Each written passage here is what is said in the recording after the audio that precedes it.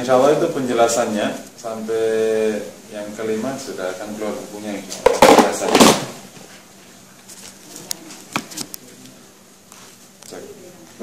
Di surat Al-Baqarah, "Wa ma umiru illa liya'budullaha mukhlishina lahu-d-din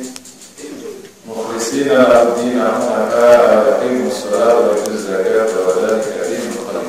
Mereka tidak diperintahkan kecuali untuk menghamba kepada Allah, mengikhlaskan agamanya hanya kepada Allah, seraya melakukan kebaikan dan mendirikan salat dan menunaikan zakat. Demikianlah agama yang lurus. Jadi agama yang lurus isinya 3: menghamba dengan ikhlas, menegakkan salat dan menunaikan zakat. Kalau maka di urusan kekuasaan jika berulang 2 kata ini, misalnya yang mengatakan kita di musyawarah atau zakat, orang-orang yang ketika Allah kasih kekuasaan kepada mereka, maka mereka mendirikan salat, menunaikan zakat dan amal ma'ruf nahi munkar. Jadi kalau salat sama zakat itu luar biasa.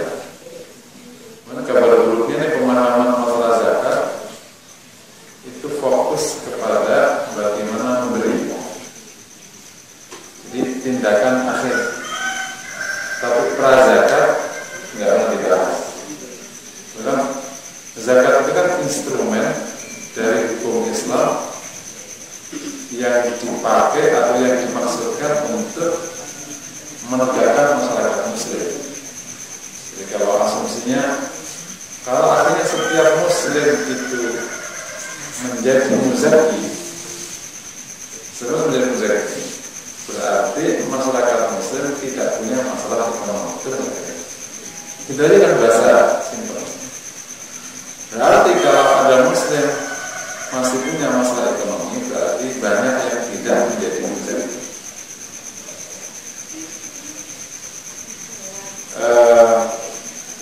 Waktu Islam menetapkan kewajiban zakat, itu perintahnya adalah memberikan zakat, bukan menerima zakat.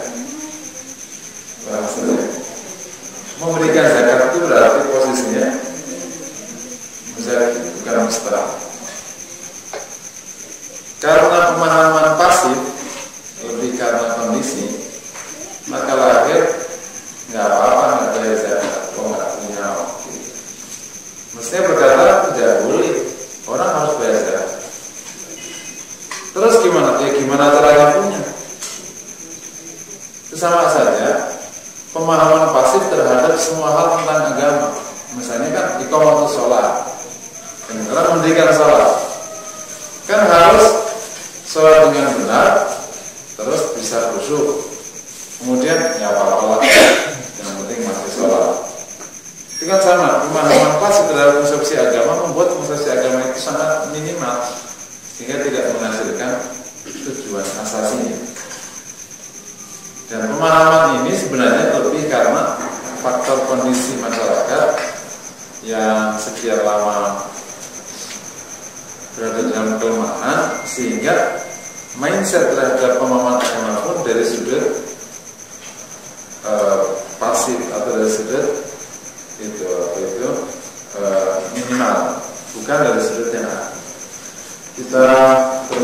a'udzubillahi minasyaitonir rajim, surat At-Taubah ayat 34-35. Walladzina yaknizuna al-dhahaba wal-fiddah wa la yunfiquna fi sabilillah fasyirhum bi'adzabin alim. Dan orang-orang yang menyimpan emas dan perak dan tidak menginfakkan di jalan Allah, maka berikan kabar kepada mereka apa yang pergi. Artinya tidak menunaikan zakat, adabnya besar. Keras sekali loh adabnya. Wala yasabanna alladziina yaquluna bima anfaqu mimma atahum Allahu min fadlihi wa khairun lahum wa sharrun lahum wa yaquluna ma qadara yawmal qiyamah. Jangan orang-orang yang bakhil terhadap apa yang Allah berikan kepada mereka dari karunia Allah, yakni tidak memberikan infak, dan sekali-kali mereka ngira bahwa itu baik untuk mereka, pada itu belum untuk mereka. Saya tahu waktu nama Allah beliau kiamat, apa yang mereka perlihatkan itu akan dicalonkan padanya di hari kiamat. Hadis Rasulullah ini panjang kepada Mu'adz bin Jabal ya. Fa'inhum ajabu lidzalik, kalau mereka telah menerima ajakanmu, yakni masalah salat ya, sebelumnya masalah tauhid la ilaha illallah, fa'alimhum anna Allah iftarada 'alaihim shadaqah, maka kasih tahu mereka sesungguhnya Allah mewajibkan kepada mereka sedekah. Di amalin di hadapan mereka itu khadhu min al-ghinaihim, diambil dari orang kaya di antara mereka, wa raddu 'ala fuqara'ihim, dan dikembalikan kepada orang fakir di antara mereka. Ini kemudian melahirkan hukum zakat itu hukum publik. Jadi memang yang mendaftar itu negara, karena nanti diambil. Makanya khudh min amwalihim, ambillah dari harta mereka. Ini perintah ke siapa? Waliul amr, kepada Rasulullah. Bahwa kemudian akhirnya zakat menjadi lembaga sosial, ini kan karena negara tidak mengambil peran. Mirip kayak kisos. Kisos itu kan hukum publik, tidak masyarakat yang menjalankan. Karena kalau hukum masyarakat yang menjalankan, tidak jadi hukum pidana. Misalnya ada anak nyuri, nah ini bapaknya ingin menegakkan hukum agama. Nah kamu tadi nyuri ya, berapa tadi? 1 juta. Wah sudah ini, sudah sini. Mana ada pisau dapur nggak? Harus potong tangannya. Boleh nggak? Nggak boleh. Ini hukum pidana, ini hukum publik. Sama zakat. Nah, karena zakat banyak publik yang tidak terlaksana di Indonesia, karena dia bukan negara Islam murni, tapi juga bukan Islam, bukan negara sekuler. Memang unik negara ini, negara tengah-tengah. Bukan. Namanya Islam sekuler. Islam. Iya gitu. Menteri Dalam Negeri mengatakan Indonesia bukan negara sekuler. Menteri Dalam Negeri Pak Cahyo. Tapi dia juga bukan negara Islam ya, menggunakan hukum Islam dalam setiap aturan. Mungkin negara agama jadi akhirnya para ulama zaman dulu itu beberapa hukum publik diambil dengan dasar bahwa waliul amr itu kan terpecah dua setelah ulama tidak memiliki kekuasaan jatuh kepada orang yang tidak tahu agama. Maka akhirnya dua kepemimpinan itu termasuk juga di Saudi. Kepemimpinan politik itu negara, kepemimpinan agama adalah para ulama. Di Saudi itu dulu hayat kibar ulama, kepemimpinan agama. Urusan agama itu hayat kibar ulama. Kepemimpinan politik itu raja, dan kekuasaannya sama. Di masyarakat cengkeramannya kekuasaan ulama. Kalau hayat kibar itu amal ma'ruf nahi munkar itu keliling pasar, orang lebih takut daripada polisi yang keliling pasar. Jika misalnya yang sholat itu, yang nggak nutup perkara, itu bisa habis semua perkaranya. Jadi, setelah Raja Fahad mungkin apa gitu, makanya kekuasaan ulama ditaruh di bawah kekuasaan raja. Itu akhirnya dibom. Makanya mobilnya bebas itu terbom, akhirnya untuk menjaga bebas, maka akhirnya menjaga orang negara. Akhirnya itu direduksi kembali kekuasaan. Akhirnya para ulama mengambil zakat dari masyarakat. Maka lain kan kalau zakat itu setornya ke para kiai. Para kiai distribusikan ke zakat. Nah, sekarang lahirlah akhirnya yayasan zakat. Kalau ini kira-kira. Nah, kalau kita ingin memahami zakat itu posisinya ada di distribusi kekayaan, betul ya? Posisi zakat itu kan distribusi kekayaan. Dalam hukum Islam, menariknya banyak sekali kewajiban atau tindakan yang langsung ditaruh di ujung. Yakni perintah-perintah Islam sebagian besar atau bahkan semuanya itu bicara apa yang kau kerjakan. Terus gimana kita bisa mengerjakan? Itu urusan kita. Allah kasih kecerdasan. Dan Rasul memberikan contoh gimana bisa mengerjakan. Jadi bagi orang cerdas nggak perlu diajarin gimana, enggak, pokoknya ditaruh di ujungnya. Pokoknya bayar zakat. Gimana caranya? Serah. Allah sudah kasih kecerdasan untuk sudah bisa belajar zakat. Mirip misalnya jihadlah dengan hartamu, jihadlah dengan dirimu. Itu berarti apa? Harus ada kemampuan dana, ada kemampuan diri berarti kompetensi, strategi perang, kemampuan fisik. Itu gimana? Ya terserah, itu diurus. Ya sampai nyampe ujungnya. Makanya saya sering nyebutkan Islam itu plafon. Hasil aja ditaruh, dipatok.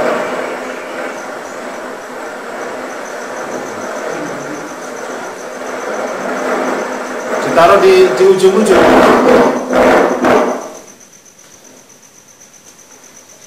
Pemahamannya tidak mungkin orang bisa menuju plafon, menuju ujung sana, kecuali dia harus menyiapkan sebelumnya. Makanya hanya lahir dari lima itu wajib lagi apa yang menyempurnakan kewajiban atau hukumnya. Nah, apa kalau kita bicara zakat? Berarti di sana itu pos distribusi. Berarti supaya bisa distribusi maka harus ada income terus langsung langsung dimasuki oleh hadis. Ketika seorang sahabat nanya, ayo kasih afdal apa mata pencaharian yang paling utama. Terus kata Rasulullah, al-amalu biyadihi wa bil ma'ruf aw bekerja dengan tangan dan bisnis yang ma'ruf. Bukan bisnisnya halal, bisnis yang ma'ruf. Jadi ada dua konsep income. Jadi kalau zakat itu adalah kewajiban agama, maka kita harus bisa menyempurnakan kewajiban agama dengan satu pekerjaan. Berarti kita harus bisa memiliki income. Kan tidak mungkin ada distribusi pengeluaran sementara tidak ada pemasukan. Jadi Muslim harus pokok income-nya supaya bisa distribusi keuangannya itu. Sergamnya ini bedanya. Nanti jadi zakat itu menjadi titik penarik penentu kekuatan ekonomi Muslim. Itu titik penariknya di zakat. Nah, pada saat yang sama kalau kita lihat distribusi keuangan Muslim itu bukan hanya zakat. Makanya sebelum wajib zakat itu namanya infak. Zakat itu di Madinah kewajibannya. Waktu sebelum Madinah itu pokoknya orang mengeluarkan uangnya, namanya yunfiquna ma atahumul fadl, memberikan apa yang Allah bagi kepada mereka. Jadi kasih aja. Persentasenya ya berapa? Zaman Mekah itu pokoknya memberi. Nah, infaknya kemana siapa aja, para masakin, yatim dan lain sebagainya. Nah, nanti setelah ditata di hukum Islam yang sudah masuk ke Madinah itu, infak atau distribusi keuangan Muslim itu buat pos-posnya. Pertama zakat yang paling wajib. Karena akhirnya ditata setelah hukum zakat keluar, akhirnya tata. Infak itu ditata. Yang pertama zakat, yang kedua nafkah. Zakat itu persentase khusus, orangnya khusus, hartanya khusus, gitu ya. Yang kedua nafkah. Nafkah itu adalah alokasi dana tanpa persentase khusus kepada orang khusus, kadarnya cukup. Jadi kalau zakat tidak bicara kita keluarkan.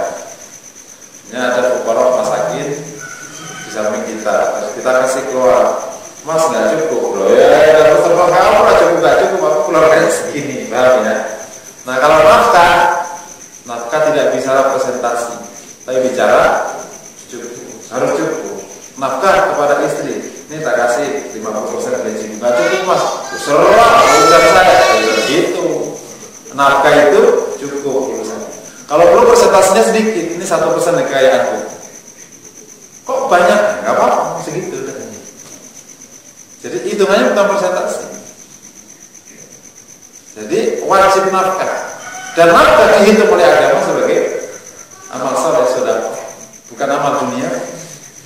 Ya. Nafkah bisa ke nyamping, namanya istri, bisa ke bawah, namanya anak-anak, bisa ke atas, namanya orang tua, bisa nyamping lagi, namanya saudara perempuan, bisa keluar lagi, bisa paman. Tergantung orang ini menjadi wali pada siapa aja. Kalau ayahnya sudah turun ekonominya, ya dia harus menjadi mufiknya yang ngasih nafkah. Nafkah itu ukurannya cukup, persentasenya tidak jelas.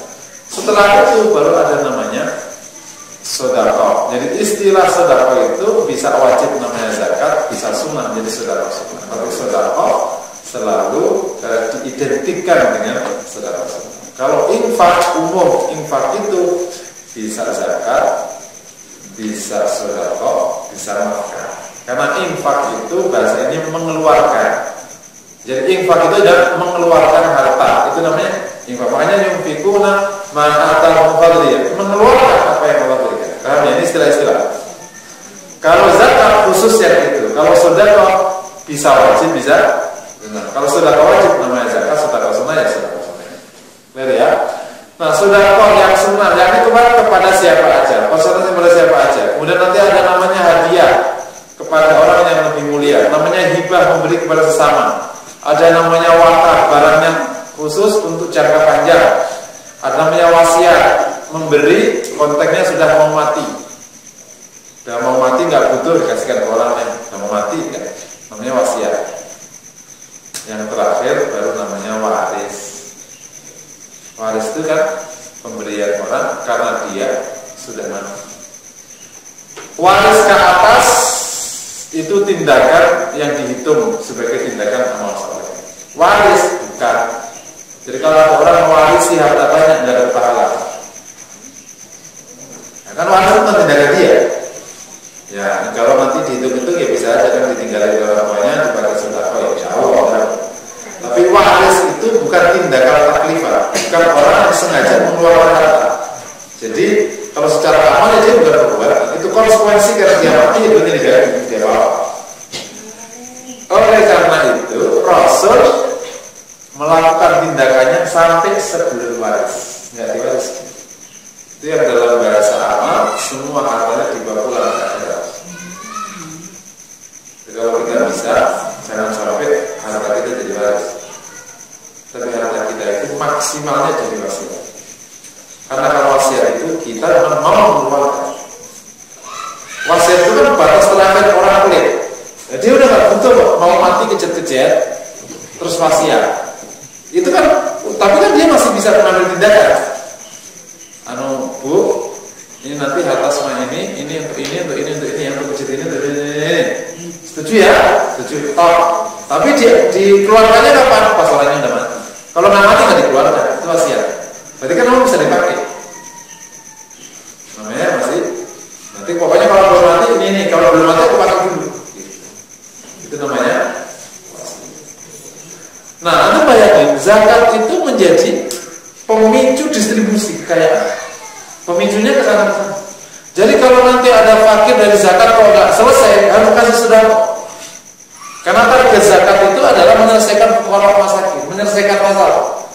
Pakai istilahnya pakai variabel zakat. Ternyata belum variabel yang lain. Sama dengan kalau ada orang dinafkahi oleh keluarganya, kok jatuh miskin, maka variabel zakat masuk. Itu sama, saling masuk. Kalau perlu nafkah itu ada atasnya. Nafkah sama zakat itu tinggian nafkah. Karena nafkah itu orang fakir pun wajib nafkah. baru kemudian ada zakat. Jadi kalau nafkah nggak cukup, zakat masuk. Zakat nggak cukup, sedekah masuk. Sedekah nggak cukup, kasih yang lain. Terus ada kontak-kontak yang lain, misalnya ada orang kaya tapi kan butuh kebaikan-kebaikan, namanya hadiah. Ada teman nggak miskin, butuh kebaikan, namanya hibah. Terus ada orang-orang, makanya ada wakaf dan macam-macam. Jadi nanti akhirnya seluruh keperluan kaum muslimin dan perjuangan itu tercover distribusi keuangan kaum muslimin. Jadi uangnya muslim itu bukan untuk pribadi, itu pribadi ya kadernya, tapi dipakai ke sana. Nah, income-nya di mana? Ya dipakai untuk itu. Jadi sudah diatur oleh Allah, nih loh distribusi kekayaanmu, gini caranya. Nah, sekarang mikir kita gimana bisa mendistribusi kekayaan ke sana. Nanti harus bahas income. Sahabat Rasul nanya, gimana mata pencaharian? Mata pencahariannya. Jadi kalau kita berpikir itu mata pencaharian, bukan kerja. Namanya mata pencaharian. Kalau bahasa namanya income. Gak penting kerja, yang penting income itu.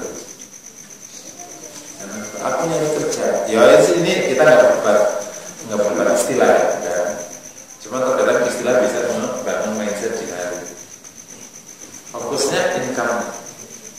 Lebih lagi fokusnya itu lebihnya.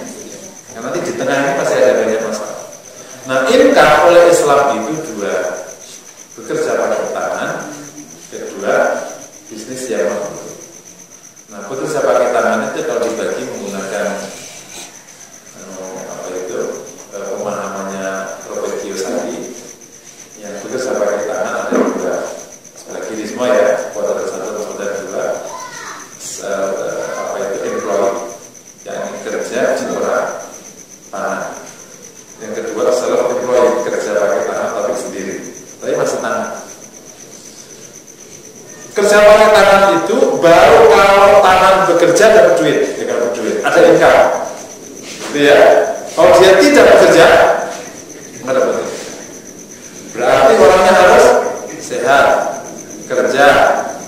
Nah, di income tangan ini adalah hal pertama yang membuat orang bisa dapat income. Kalau dia nggak punya apa-apa, Allah sudah kasih bekal tenaga bagi setiap orang. Tenaga pikiran ini bisa menjabatkan menjadi sebab income seseorang. Itu cara menggerakkan keuangan muslim. Harus dipahami betul. Jangan loncat ke kuartal ketiga. Dan semua orang bisa, karena kuartal ketiga itu harus ada yang lain.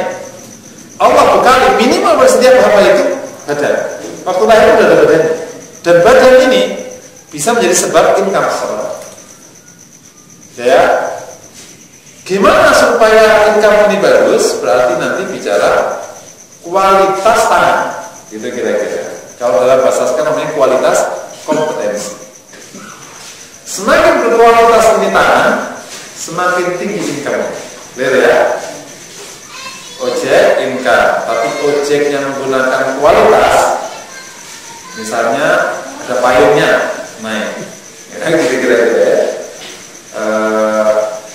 Apalagi income, dokter kalau umum 50.000 per jam per konsultasi. Kalau dia spesialis 150. Begitu kira-kira ya.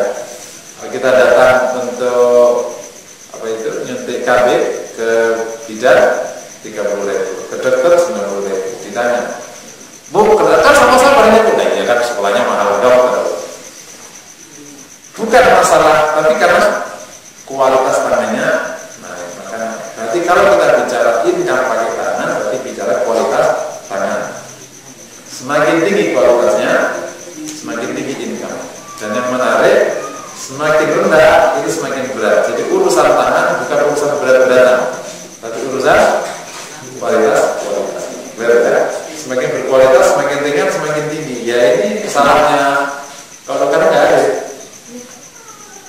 Benar kan? Konsultan itu ngomong hewe-hewe juta kerja. Sopir dari pagi sampai taruhannya nyawa. 100.000. Sebenarnya nggak fair sebenarnya. Tapi ini legitimnya. Nah ya. Yang kedua, Bai'ul Mabrur. Bai'ul Mabrur itu kan adalah bisnis yang halal dan menguntungkan. Nah, istilahnya mabrur.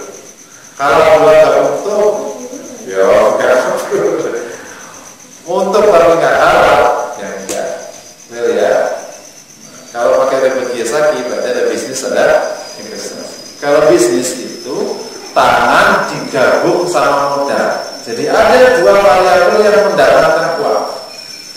sementara badannya masih dapat tangan karena digaji oleh kantor itu, sementara uangnya bekerja mendapatkan keuntungan. Namanya bisnis, tangan digabung sama modal. Jadi logikanya lebih gede. Makanya kalau ada orang bisnis hasilnya sama dengan tangan, dia bukan bisnis. Orang pelaku usaha dulu dia waktu di kantor digaji 10 juta, terus dia buka usaha, terus totalnya dia untungnya 5 juta, dia pun nggak tergaji, berarti nggak bisa. Mendingan udah dalam usaha. Karena dalam hitungan usaha betul income-nya, bukan malah apa menurut saya nanti kalau mau bertahap. Yang terakhir investasi itu uang menghasilkan uang, jadi tanah sudah tidak ada. Nah, konsepnya Muslim ya, saya close sedikit dari konsepnya Muslim itu waktu masih muda urusan dunia ini istilahnya, urusan dunia itu masih lebar, lama-lama menyempit. Urusan ukhrawi bagi Muslim waktu muda itu menyempit, lama-lama melebar. Jadi kalau urusan income semakin menua harus semakin angkat tangannya, karena tangan ini diperlukan untuk akhirat. Karena untuk dapat akhirat itu ini lebih besar bobotnya di badan. Kalau dunia lebih besar bobotnya di uang. Kalau dunia dipakai tangan terus, itu bukan semakin banyak hasilnya, semakin sedikit. Karena kita semakin rapuh, semakin berkurang, semakin kalah saing, semakin muka lo semakin jelek dan lain sebagainya. Di artis kan gitu. Di akhirat itu justru semuanya basicnya badan. Karena banyak sekali tindakan akhirat yang tidak bisa diwakilkan. Makanya kurvanya itu gitu. Jadi kalau untuk dunia sebisa mungkin secepatnya kau wakilkan ke orang. Apa-apa yang bisa diwakilkan. Punya toko orang lain yang menjaga. Kita tinggal lari hasilnya. Punya bisnis angkat manajer. Kita gaji sekian, kita bakar gajinya ngasih minta. Jadi aja kan. Aku gaji kau 5 juta, aku minta 50 juta berapa? Gimana ya? Gimana kamu? Tak keren di sini. Maaf ya. Nah, tapi kalau akhirat nggak bisa. Aku titip ya sholat jamaah, sudah kan? Jadi basic berpikirnya itu.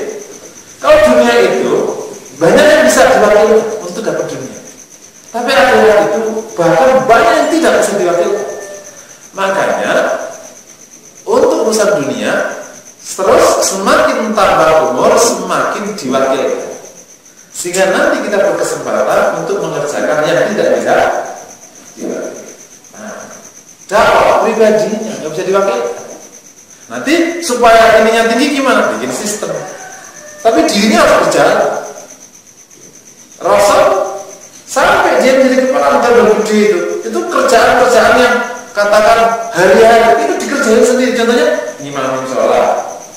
Wah ini kan udah kepala negara. Kamu sih ngimam ya? Oh nggak bisa begitu. Ini banyak kepala pesantren aneh bin aja ya. Nggak ketemu nalar saya. Ini pesantren nggak berusaha.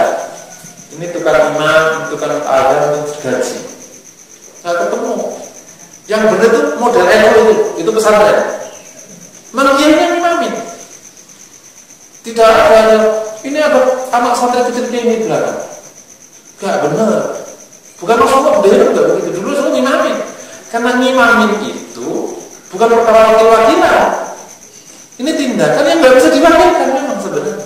Kapan dia diwakilkan? Karena tidak ada. Karena kan harus diambil yang paling fakih di antara mereka, yang paling alim di antara mereka, yang paling tua di antara. Ini malah kayak jadi pegawai. Ini tukang imam, tukang apa?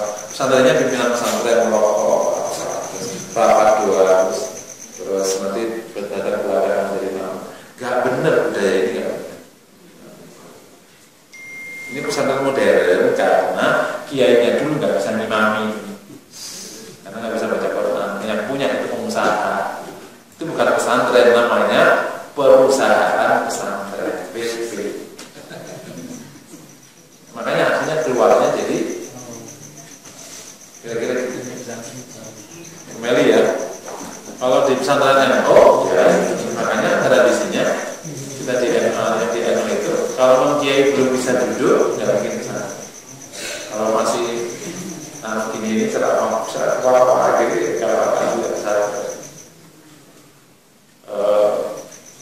berniat dengan pesantren, ya siap tidak terkenal. Ya, pakaiannya kan gitu. Dulu ada namanya kiai gede sekali, Hamid Belo, orang Jember. Kalau pidato tak sekira, ada pesantren saya mengundang, bukan pesantren saya atau orang di Jepara mengundang, datang ke mana? Dipikir kan pesantrennya gede gitu ya, pesantren kecil. Oh, hanya pesantren kecil. Tapi kalau pidato, nah ada kiai-kiai gede, kalau pidato nggak enak karena dia nungguin kiai santrinya. Ini siko-siko. Ya kalau mau jadi kiai mimbar, ya berarti siap tidak punya pesantren. Kalau tidak, terus sekarang ada kiai mimbar, kiai travel, khusus kiai travel. Terus ada kiai radio. Dia nggak punya apa-apa, kiai radio, kiai TV, atau ada kiai sinetron. Jadi kiai itu sinetron khusus kiai doa. Produsennya kenanya sama dia, jadi kiai kan. Ngomongnya apa ini kan ada teksnya. Kiai sinetron. Ya. Nah, Muslim ini harus kokoh. Gimana income kita dari mana? Nah, supaya kita itu bisa zakat, maka income-nya harus bagus. Yang kedua, pengelolaan income-nya harus benar. Jadi dua syaratnya. Income-nya harus bagus, pengelolaannya harus bagus. Income-nya itu tiga tadi konsepnya, bekerja pakai tangan dan ilmu. Pengelolaannya gimana? Maka dikelola dengan sangat sederhana. Kata Rasulullah, sebuah riwayat dari Rasulullah, la fatara manik tasoda. Ruya Rasulullah di riwayatnya. Sahih tidaknya ini terkenal sekali. Tidak akan kekurangan bagi yang sedang. Jadi nanti income itu dikelola menggunakan konsep iktisar, sedang. Sedang itu apa sih? Mengalokasikan dana sesuai dengan kebutuhan.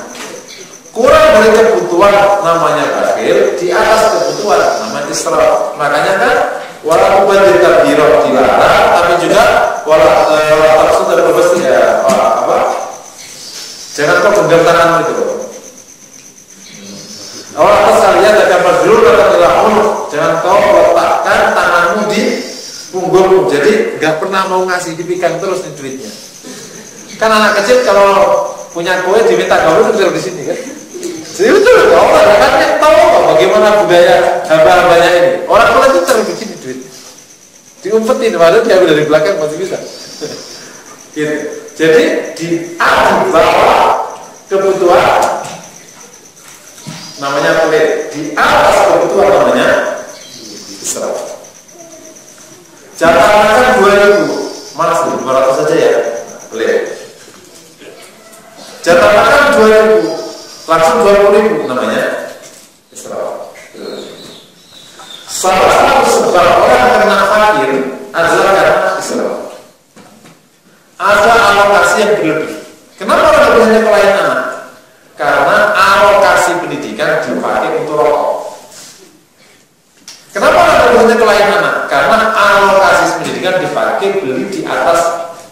Misalnya makannya mestinya 5.000, dia 7.000. 2.000, 2.000 kali sebulan itu pas alokasi pendidikan. Kenapa orang tidak bisa haji? Karena ada tabdir di dalam makanan. Maka banyak orang yang bisa haji itu jatah hajinya itu di bak sampah setiap paginya. Serius. Kenapa nggak bisa haji? Karena ada alokasi haji yang dipakai di mall setiap tahun ini. 100.000 kali 4, 400.000 kali setahun 4 juta, kali 10 tahun 40 juta haji. Duitnya dari situ. Jadi Allah telah kasih kemampuan untuk bisa menyelesaikan semua kasus.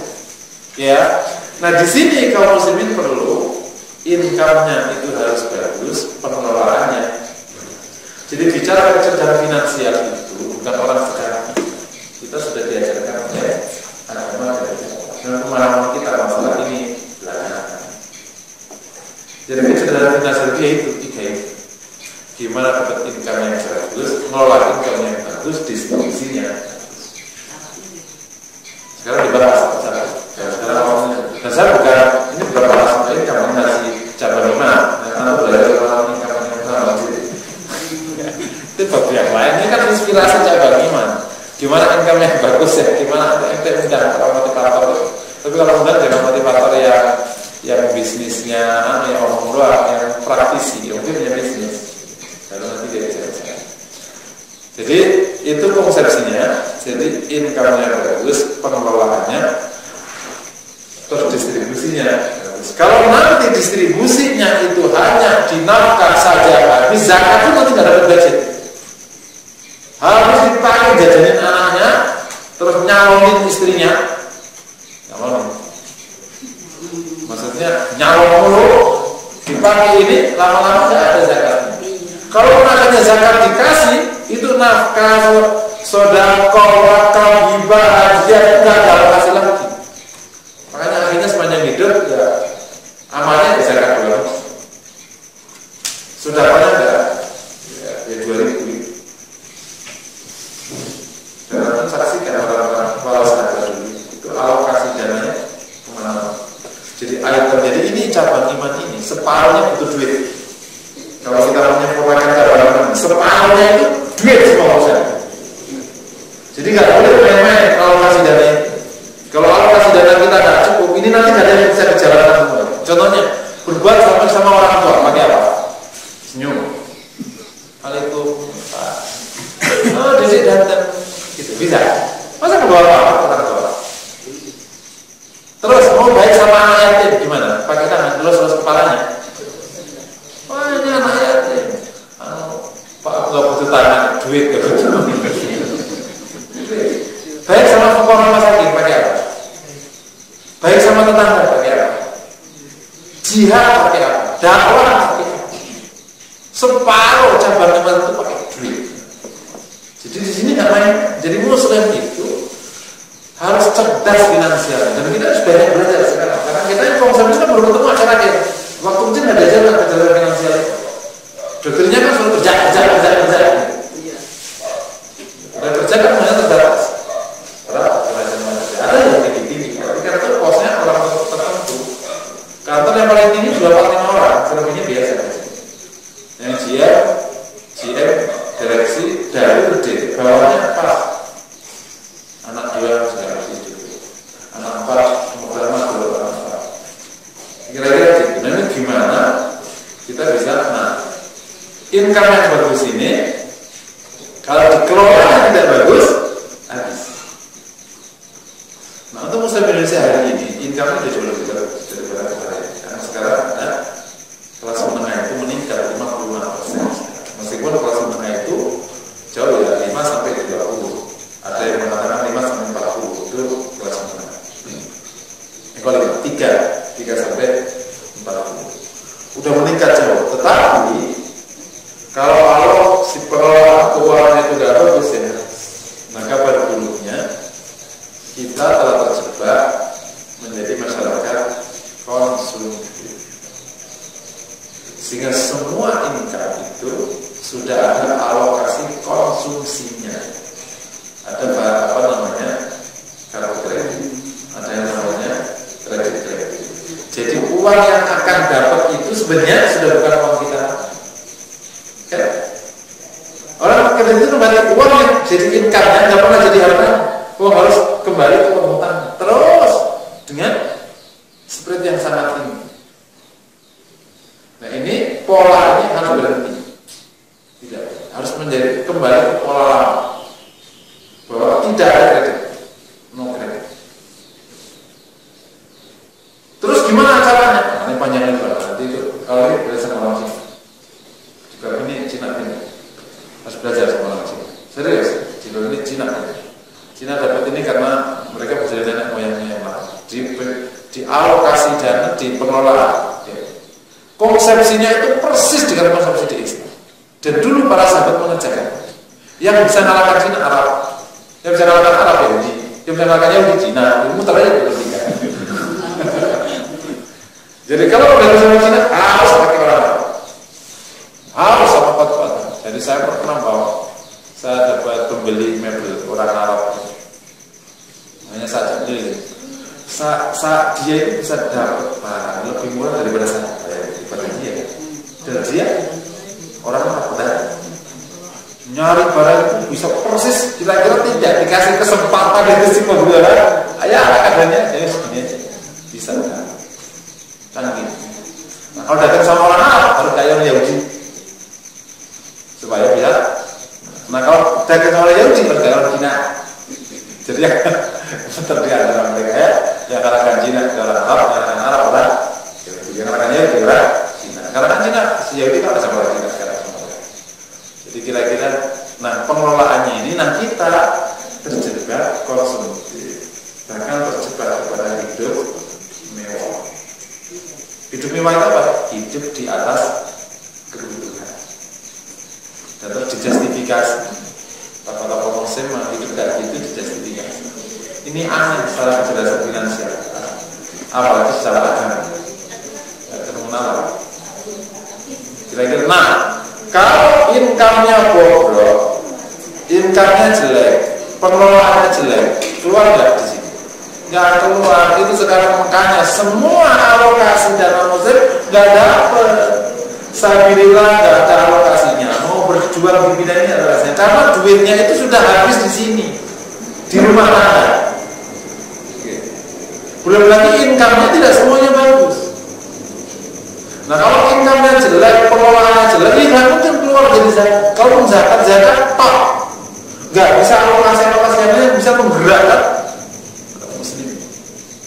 Jadi zakat itu sebenarnya hanya inspirasi keuangan muslim. Jadi kalau orang menjadi muzaki, sementara dia memang baik imannya, pasti akan keluar distribusi yang lain. Apalagi menggunakan cabang iman. Nanti ada fuqara termasuk ada sabilillah.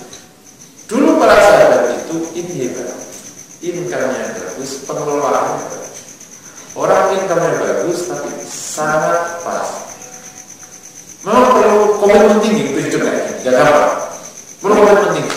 Misalnya bisa gitu ya, kayak tentu bukan pelan-pelan ya sahabat ya bisa dicontoh ulang meskipun dia hidup di masanya ya 15 abad sebelum kita, tapi minimal inspirasinya kita dapat. Sahabat-sahabat awal itu yang kaya itu pakainya bisa apa-apa. Umar pakainya apa-apa dan khalifah. Ini dari sudut orang kejadian finansial, bukan orang zuhud ya. Memang demikian lah orang mengelola keuangan. Dan ini menjadi tipologi para pengusaha di mana-mana.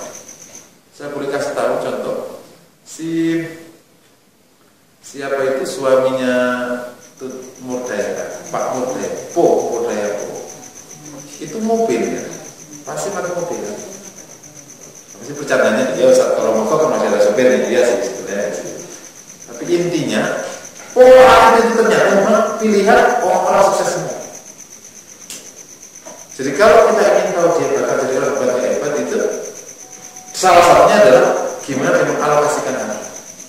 Kalau dia cerdas, berarti dia punya peluang untuk jadi orang. Karena semua butuh harta, sekolah butuh harta, semua butuh harta, dakwah butuh harta. Ada hartanya ambil kan nggak mungkin 200 juta nggak punya TV, nggak logik, tapi nggak punya kan. Jadi sampai sudah keliling kemana-mana, nggak ada duitnya. Karena yang punya duit nggak mau ngasih, yang ngasih punya duit, jadi gimana? Sama aja. Yang ingin ngasih nggak punya duit, yang punya duit nggak ingin ngasih, ya sama. Sudah kasih dalam berita. Sama saja suami baik dari miskin, suami kaya tapi milih mana? Baik sih suami saya tuh benar-benar sebenarnya itu nggak pelit. Kalau punya itu wah dikasih, tapi dia nggak pernah punya duit. Sewajar. Suami saya wah payah gini, tapi ya kalau mau minta dikasih, mau minta cerai saya duitnya, nggak jawab. Tapi dinyakitin mulu gitu. Tapi habis dipalangin kasih duit. Kayak gitu. Jadi sekarang posisinya itu saling kunci sekarang.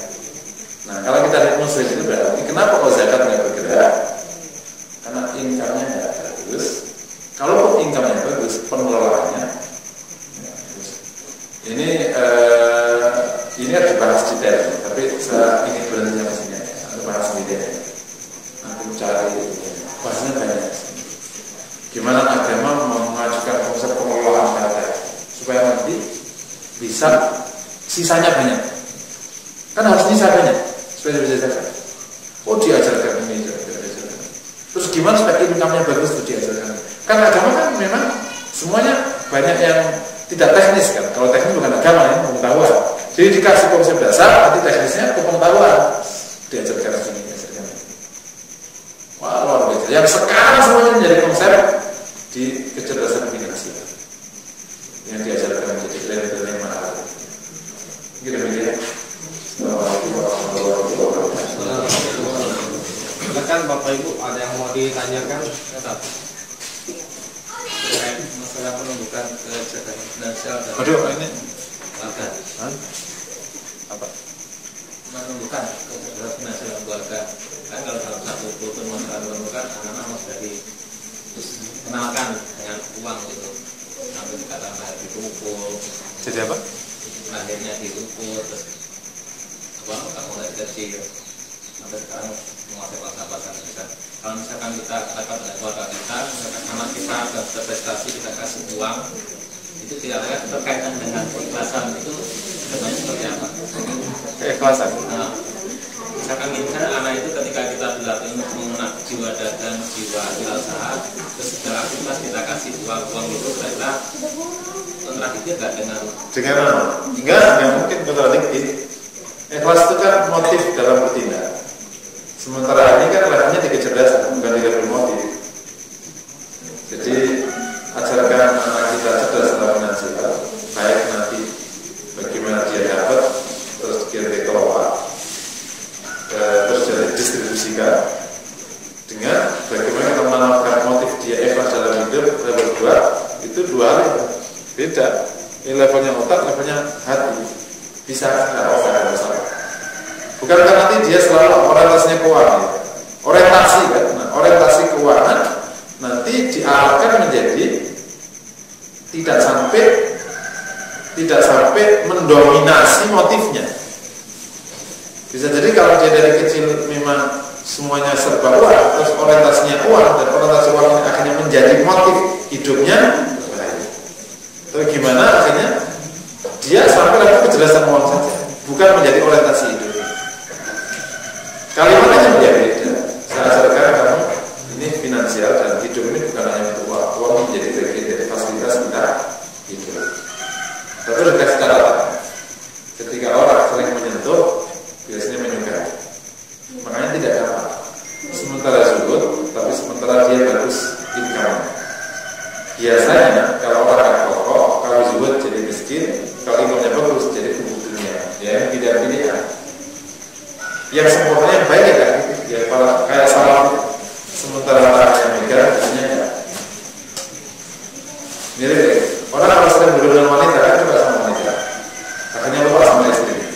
Gimana tetap disukai sama banyak orang, tapi artinya hanya untuk itu keren banget. Kenapa kau cinta banget sama istrimu? Ya karena yang lainnya suka sama aku. Itu bukan cinta sama istri, terpaksa. Kira-kira gitu. Nanti di ininya aja. Kalau kira-kira mulai menjadi motif, jadi hentikan dulu sementara. Nanti diajarkan kira-kira. Wah, saya belum punya pengalaman kalau mengajarkan kecerdasan finansial kayak mana. Hanya punya pengalaman di sekolah anak saya dulu memang itu diajarkan. Saya di sekolah SOU di Palu itu sejak kelas 1 setiap anak punya jadwal dagang. Setiap anak, tapi sekolah alamnya sekarang ini enggak, agak kurang kuat beda. Di SOU itu setiap minggu dulu setiap minggu jadwalnya anak saya itu bawain barang dari rumah. Jadi dia anak saya keliling.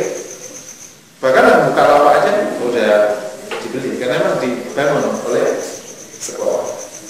Yang sekolah alam di Sawangan itu enggak karena memang beda ini ya, beda berdiri. Ada lagi Bapak Ibu? Menarik bahasannya.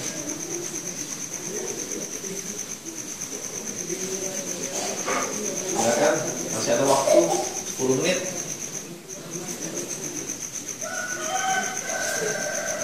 Sampai setengah 7 berarti ada 10 menit. Kalau nggak ada yang nanya berarti sudahi.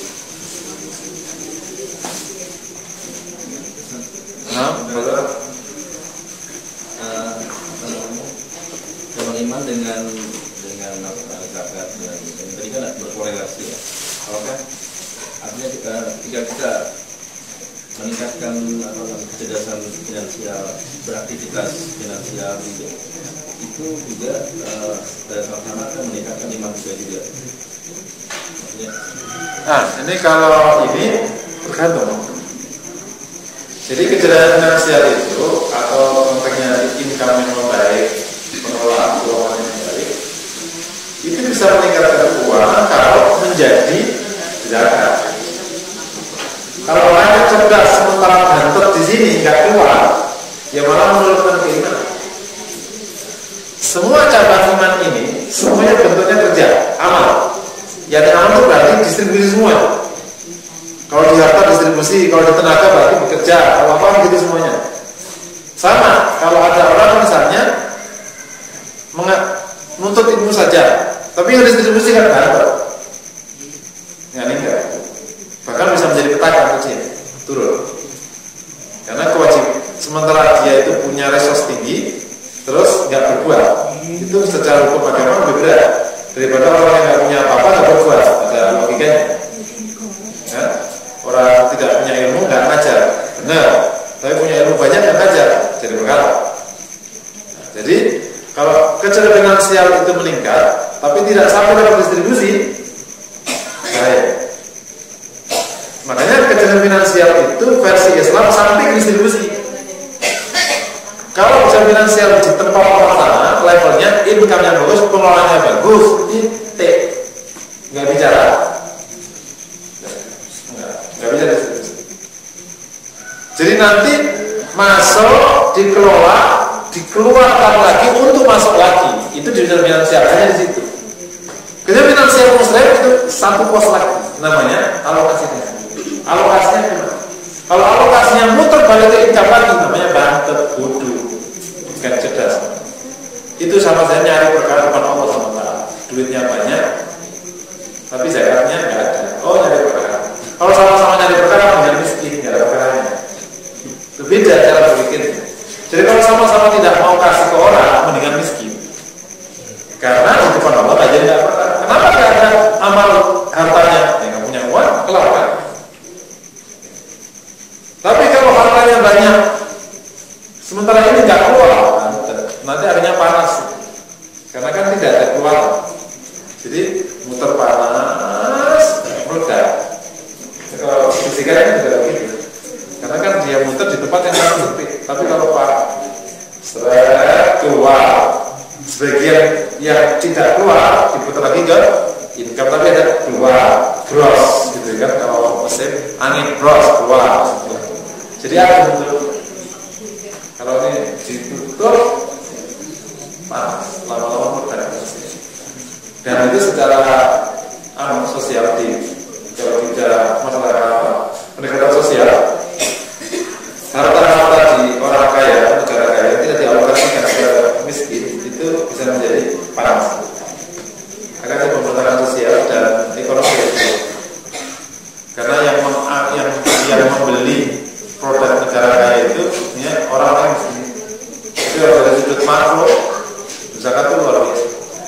Dan alokasi di itu menjadi meningkat. Jadi kalau dari orang kaya terus dikelola, terus dimasukkan ke miskin, maka dia akan nanti dibalikkan dalam bentuk pembelian barang lagi ke orang kaya ini, itu muter ke keuangan. Tapi kalau enggak, kalau orang jatuh, begitu jatuh, uang kekayaan ini nggak ada pembelinya. Allah. Nah, kalau di kapitalis, income besar kesini bentuknya utang, jadi artinya malah berat di sini.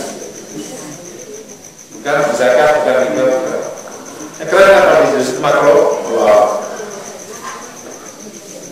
Ada lagi mungkin satu lagi, silakan. Oke, nah yang fikih zakatnya, ibu buat semua detailnya. Ini kan hanya inspirasi kalau cabang iman dia. Antum ya baca buku fikih zakat kalau paling lengkapnya.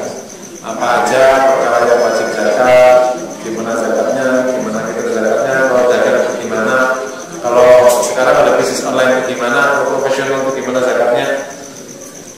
Udah ada bukunya, tinggal dibaca, tinggal diterapkan. Kalau nggak punya income gimana? Nggak punya income, Misalnya gitu. kalau bagi ibu kawan aja lah misalnya.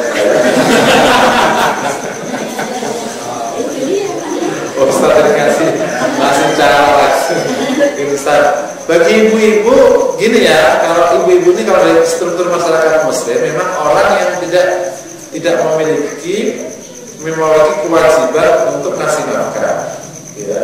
Tapi dia pribadi yang punya kewajiban untuk berbuat yang lain, ya. Sehingga wanita itu sebaiknya punya income, ini konsepsinya. Itu minimal subjektivitas saya termasuk yang punya pandangan wanita sebaiknya punya income. Itu saya punya konsepsi. Karena ada yang wanita di rumah aja nggak punya income. Bagi saya enggak. Bagi saya wanita itu baiknya punya income. Apa alasannya? Karena wanita itu subjek hukum atau pelaku ibadah di luar nafkah. Selebihnya dia masuk. Dia bisa menyayangi fakir miskin. Dia sebenarnya itu kan dia pribadi. Kalau dia nggak punya income, maka dia terbatas perlakuannya itu dari pemberian suami. Iya, kalau suaminya bisa beri, kalau tidak beri. Sementara suami wajib memberi dia itu hunyu nafkah. Tidak wajib ngasih dia untuk menyantuni fuqara masakin, nggak wajib. Jadi nanti wanita ini akhirnya ibadahnya terbatas. Sahabat-sahabat dulu yang hebat-hebat itu punya income. Khadijah itu punya income. Iya, jadi jangan istrinya Ibnu Mas'ud itu punya income.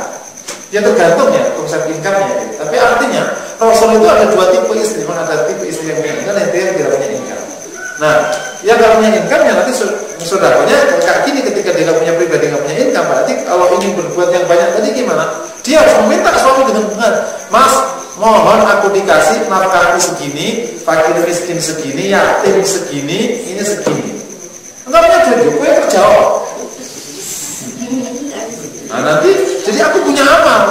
Jangan pula aku nggak punya apa, kira-kira. Nah ya, sebenarnya itu konsep. Yang pertama sebenarnya income. Nah terus income wanita itu gimana? Karena income wanita itu harus dibatasi oleh fungsi dia untuk menjadi ibu dan istri bagi seorang suami. Oleh karena itu nyari income yang tidak menggeser fungsi utama ini. Karena ini jalan surga utamanya dia. Meskipun yang lain tadi tidak lebih kalah, tapi ini jalan surga. Jika income-nya yang tidak menggeser fungsi dia sebagai istri yang akhirnya nanti diridhoi sama suami, jalan surga, menjadi ibu bagi anak-anak yang akhirnya dia punya surga yang gantung di kakinya itu. Tapi kalau nanti dia itu tidak diridhoi sama suaminya karena fokusnya di income, maka akhirnya bubar surganya. Sementara amal yang lain tidak kokoh. Yang kokoh bagi wanita kan itu. Terus dia akhirnya juga hilang, nggak punya surga lagi. Istilahnya ya anaknya nggak bisa taat sama dia, sayang anaknya, jadi nggak punya jalan surga ke ibunya, ibunya nggak jelas. Kira-kira. Nah, gimana punya income dengan posisi seperti ini? Nah, itu kalau dokter istilah ya misalnya, kalaupun buka usaha di rumah, kalau punya kantor dekat rumah, kalau dari sudut ini, kalau dia jauh, maka dia harus diatur demikian rupa.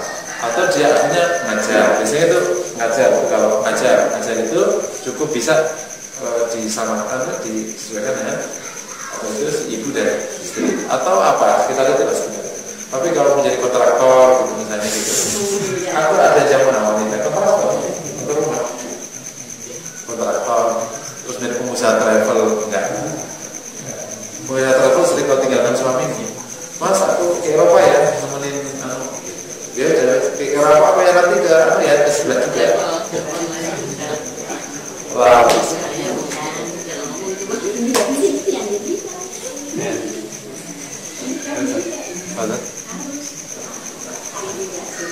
Baik.